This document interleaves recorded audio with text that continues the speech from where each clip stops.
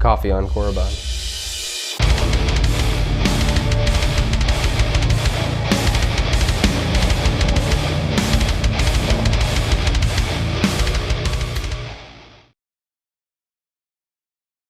So you might have noticed that I am drinking coffee again.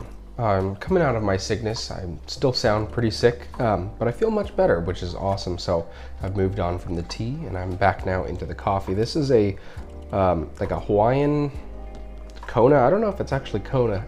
French roast. It's all right. It's not bad, but nothing to write home about, as they say.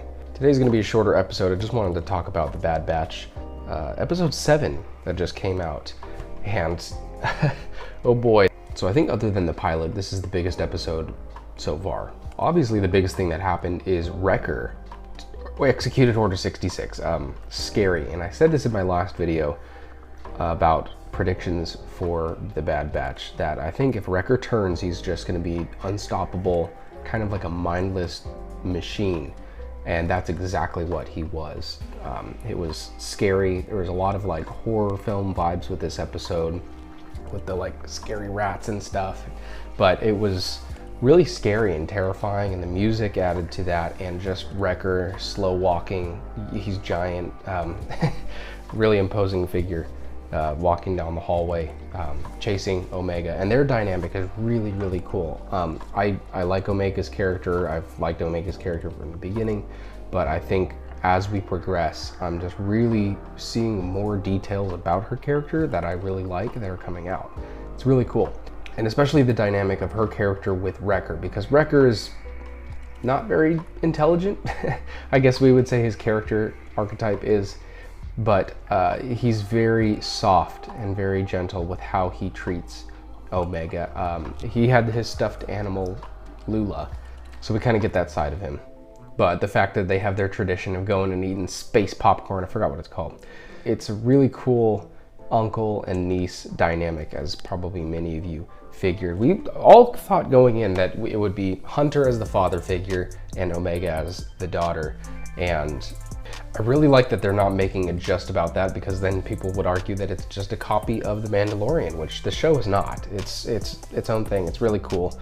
And yes, we've had some episodes of crash, fix, leave, but this last one was not. It was pretty fantastic.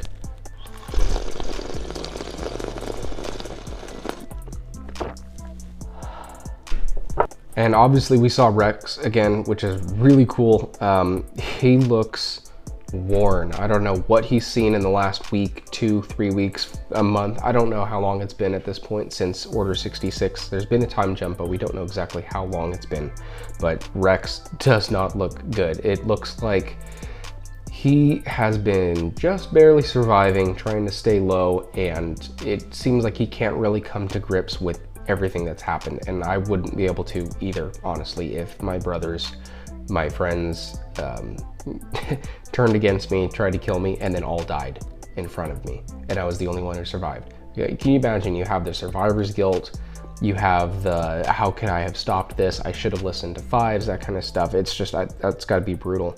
And it really came across in his character, on his face, when he noticed that Wrecker was having the headaches right in that spot that he knew that the chip was. You know, you saw him go right to his gun, not out of, you know, hostility, but out of like, oh, you guys don't know what you're dealing with. This is, you cannot control this. I do think it's something to note that Wrecker is so strong that he did hold off Order 66 for that longest time. I think his chip was pretty much activated mostly that whole time, but because Wrecker is so strong, he was able to fight it off most of those times, and it just resulted in a headache. And then also we saw right as he was about to kill Omega, he, you know, when he said good soldiers follow orders, he really tried to slow that down as best as he could. Good soldiers, but you know, he really tried to give Omega every chance that he could. He was trying so hard, and you could tell that at the end how he was talking to her and apologizing, and he felt really bad. What do you say? You know, what if, you know, your little cousin or your nephew comes over or something, and you just tried to kill them? How do you apologize for that, you know? This season is coming along really, really nicely. I don't know what craziness is going to come from the Empire showing up on, is it Braca? I think it's Braca, the Scrapper world. I didn't play Jedi Fallen Order, so I don't know all the details about that. There's some speculation that Cal Kestis might be on that planet, the Scrapyard planet at this point. But as far as I know, he was in hiding for a little while before that part of Jedi Fallen Order. But again, I haven't played it, so I don't know. Anyway, that's pretty much going to wrap it up. This was a really good episode. I really am excited to see where the rest of the season takes us. And it's cool, just like The Mandalorian. This is something that you look forward to. You know, you go your work week and you judge not based on how many days of work left until a weekend, but how many days of work left until the Bad Batch. It's really cool. Got some other videos coming out that are going to be really cool, some really thought-provoking stuff. But if you like these breakdown conversation type things for the Bad Batch, then I'll be more than happy to keep doing them because they're not that hard to do, and it gives me an excuse to drink more coffee late at night. And also, if you have a video suggestion of something that you would like to watch, then let me know that down in the comments below.